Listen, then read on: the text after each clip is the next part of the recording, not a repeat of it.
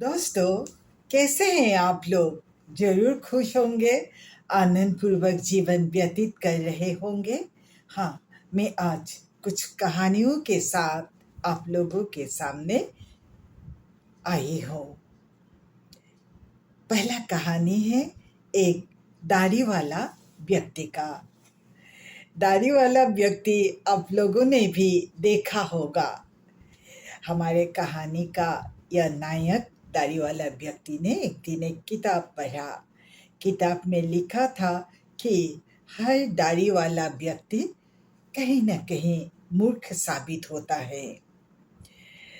पढ़कर कुछ नाराज हुआ दाढ़ी वाला व्यक्ति, लेकिन फिर सोचने लगा इस दाढ़ी का ही तो सब कुछ दोष है। तो एक दिया जलाया और अपने दाढ़ी को जलाने की कोशिश की। धीरे धीरे आग पकड़ लिया दाढ़ी को और दाढ़ी वाला व्यक्ति देखता रह गया। तो ये क्या, दाढ़ी जल गया और उसके साथ ही उसके सर का कुछ बाल भी जलने लगा। वो डर गया और चिल्लाने लगा, बचाओ बचाओ, कोई है यहाँ पर।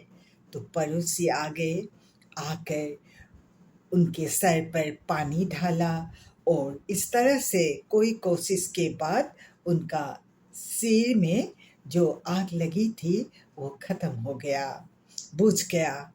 तो व्यक्ति ने अपनी कहानी सुनाने लगा।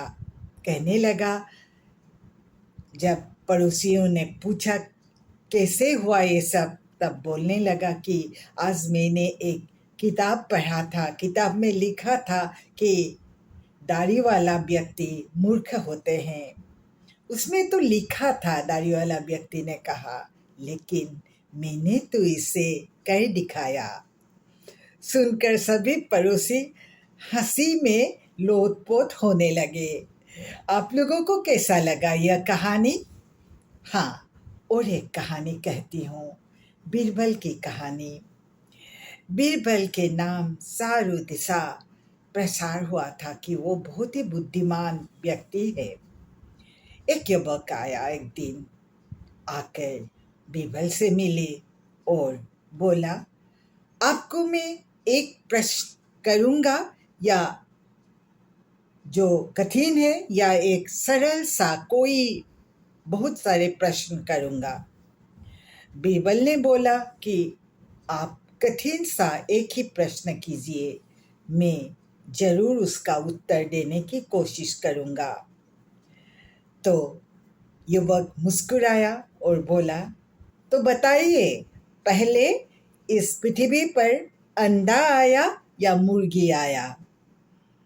बीरबल ने फटाफट बोला कि मुर्गी आया। तो उस युवक ने पूछा, आपने इस बात को कैसे जाना?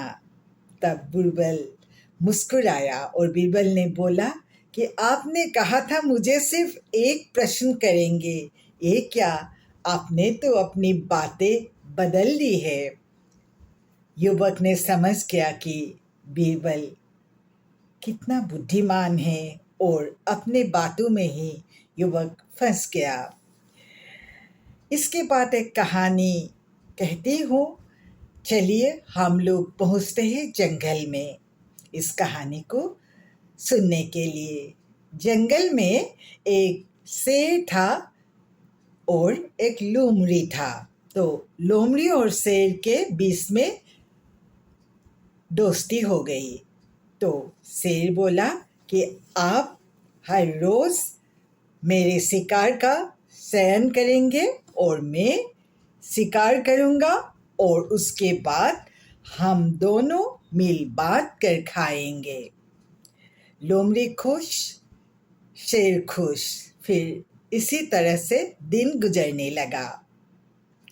एक दिन लोमड़ी ने सोचा, मेरा दोस्त शेर इतना बड़ा कहलाता है, जंगल का राजा भी कहलाता है, तो क्यों न मैं भी शिकार करूं।